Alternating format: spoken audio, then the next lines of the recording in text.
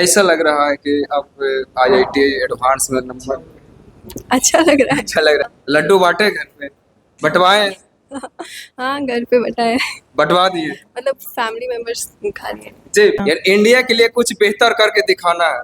हाँ, उतना मोटिवेशन तो रहना चाहिए। जेई एडवांस 2025 में टोटल 18 स्टूडेंट्स का यहाँ पे सिलेक्शन हुआ है। जेई एडवांस 2025 का रिजल्ट घोषित हो गया है, तो मैं अभी द्रोणाचार्य क्लास में हूँ। तो यहाँ पे देख सकते हैं कि जितने सारे बच्चे हैं ये सारे के सारे जेई एडवांस क्वालिफाई हैं, और ये गया के साथ साथ में अपना एरिया अपने माता पिता के काफी नाम रोशन कर रहे हैं। और द्रोणाचार्य बीते कई वर्षों से लगातार बेहतरीन रिजल्ट को लेकर के जाना जाता है कि जेई एडवांस आईआईटी और नीट का।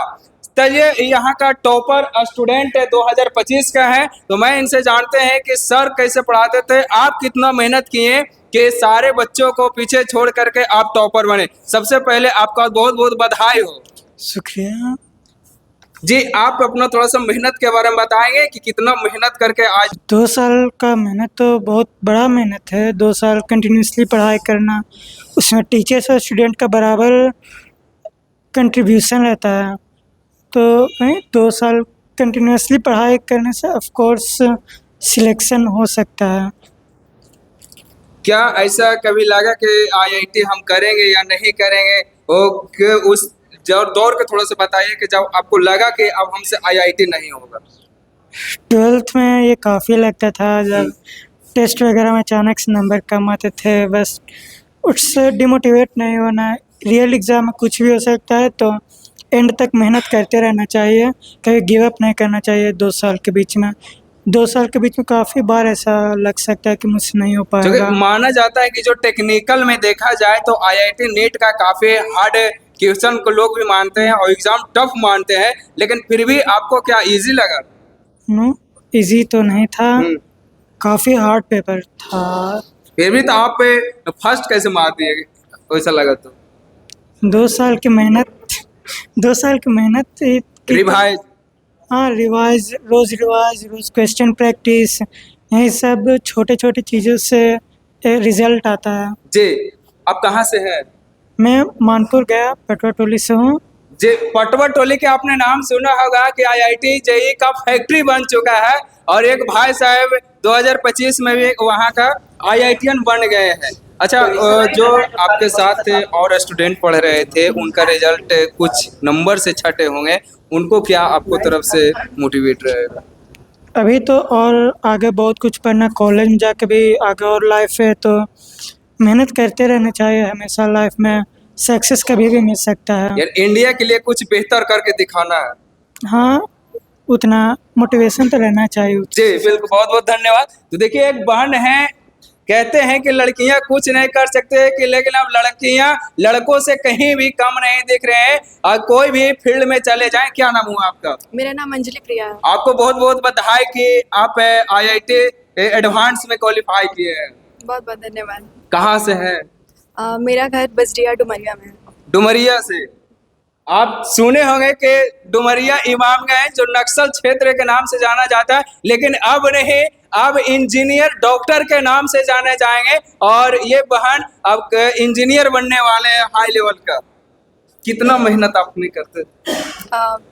अपना तो जो भी यहाँ पढ़ाई होता था वो पढ़ाई करते थे, रिवीजन करते थे, जो होमवर्क मिलता था वो करते थे, और टीचर्स जो भी बोले उसको बस फॉलो करते रहना। सबसे ज्यादा श्रेय किनको देना चाहेंगे? अपनी फैमिली और सारे टीचर्स को, जिन्होंने इस जर्नी में मेरा सपोर्ट किया, मेरा साथ दिया। सबसे ज्यादा आपका मोटिवेट टीचर लोग से मिला या अपना पेरेंट्स से मिला? जी, ऐसा किसी एक को नहीं कहा जा सकता है। जब पेरेंट्स की ज़रूरत पड़ी, जब फैमिली की ज़रूरत पड़ी तो उन्होंने सपोर्ट किया, जब टीचर्स की ज़रूरत पड़ी तो उन्होंने सपोर्ट किया। तो किसी एक को श्रेय देना सही नहीं होगा।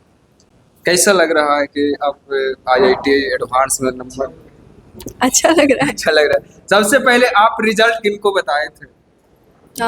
मेरे बगल में मेरा भाई बैठा था तो सबसे पहले वही देखा था। भाई कहीं बता दिए? भाई को बताए, फिर मम्मी को बताए। और घर से रिएक्शन कैसा आया जब आप बोले कि मेरा आईआईटी जेई एडवांस में रिजल्ट हुआ?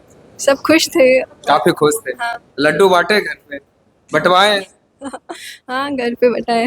बंटवा दिए? मतलब फैमिली मेंबर्स खा लिए। जी, बहुत बहुत धन्यवाद। बाकी इनके बारे में क्या सोचते हैं, अपना राय कमेंट बॉक्स में जरूर दीजिएगा। मैं तो विगत 8 वर्षों से जो गया शहर में सबसे अच्छा रिजल्ट जेई मेन और एडवांस में यहीं से आ रहा है, और इस साल भी जेई एडवांस 2025 में टोटल 18 स्टूडेंट्स का यहाँ पे सिलेक्शन हुआ है, और जो सबसे अच्छा रिजल्ट है, जो गया सर का सबसे अच्छा रिजल्ट है, वो 5800 रैंक का है राहुल कुमार का।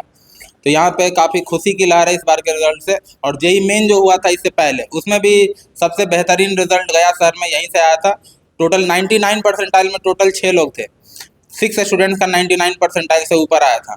तो यहाँ का जो माहौल है, या जो टीचर्स का जो टीम है, और बाकी जो मैनेजमेंट स्टाफ्स हैं, सब लोग स्टूडेंट्स के हर तरफ से सपोर्ट के लिए हमेशा तैयार रहते हैं, ताकि जो कॉम्पिटिटिव एग्ज़ाम्स क्वालिफाई होने के लिए जो एबिलिटी होनी चाहिए, तो वो टाइम के साथ उनमें डेवलप हो रहा है कि नहीं हो रहा है, इस चीज़ को हम लोग इंश्योर करते हैं, और इस पर पूरा वर्क होता है।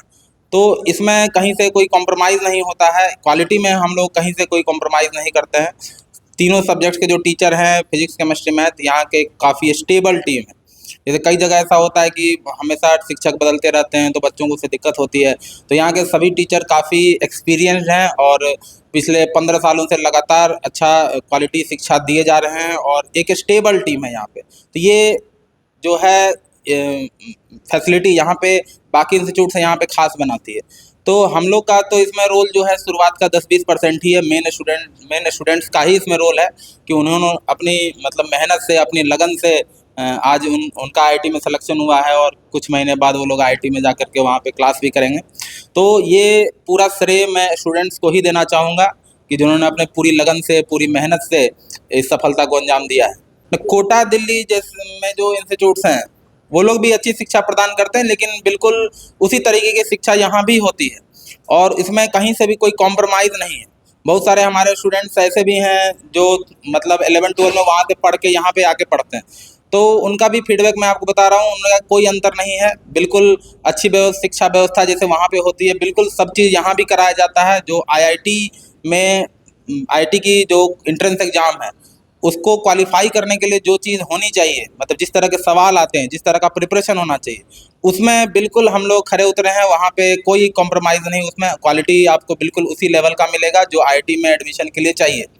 तो आईआईटी में जिस तरह के सवाल पूछे जाते हैं विगत 40-50 सालों में जितने भी हैं, और जो वहाँ के प्रोफेसर्स वगैरह हैं, वो क्या सोच रखते हैं, किस तरह का क्वेश्चन दे सकते हैं। हम लोग भी वहाँ पे आईआईटी कॉलेज से पास आउट किए हुए हैं, तो हम लोग को भी मालूम है कि यहाँ के टीचर्स को भी मालूम है कि जो प्रोफेसर्स हैं वो क्या सोच के क्वेश्चन सेट करते हैं। जिन चीज़ का प्रैक्टिकल एप्लीकेशन होता है, उन पर ज़्यादा सवाल आते हैं।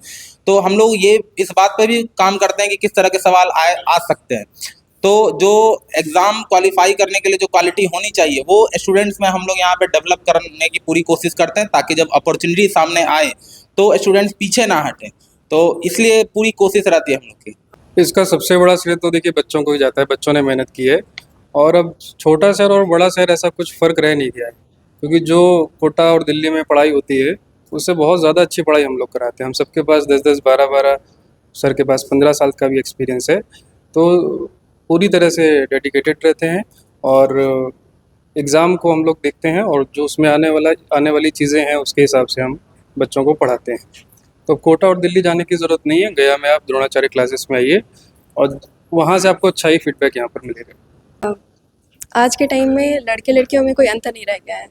लड़के लड़कियां कंधे से कंधा मिलाकर सफलता प्राप्त करते हैं। तो अब बस यही कहना है कि पूरे जर्नी में मेरे परिवार वालों ने और सारे टीचर्स ने कभी ये भेदभाव नहीं किया कि ये लड़की है। तो मैं रिज़ल्ट के टाइम में ये कैसे भेदभाव कर सकती हूँ कि मैं इसका श्रेय द्रोणाचार्य के सभी टीचर्स और अपने पेरेंट्स को देना चाहूँगा। द्रोणाचार्य का स्टूडेंट हूँ मैम, इसमें बहुत अच्छा लग रहा है, और द्रोणाचार्य में आने के बाद ही ये पॉसिबल हो पाया कि मैंने आईआईटी क्रैक किया है, और इसमें द्रोणाचार्य ने बहुत मदद की है। 2 साल कंटिन्यूसली पढ़ाई करना का नॉर्मल बात नहीं है, क्योंकि काफ़ी सारे डिस्ट्रैक्शंस भी होते हैं आजकल के ज़माने में, सोशल मीडिया वगैरह। तो 2 साल कंसिस्टेंट रह कर पढ़ाई करना ऑफ कोर्स टफ है, और एग्ज़ाम में भी काफ़ी टफ क्वेश्चंस आते हैं। तो उतना माइंडसेट एक होना चाहिए कि मुझे मेहनत करनी 2 साल के लिए। के बारे में क्या सोचते हैं, अपना राय कमेंट बॉक्स में जरूर दीजिएगा। जय हिंद।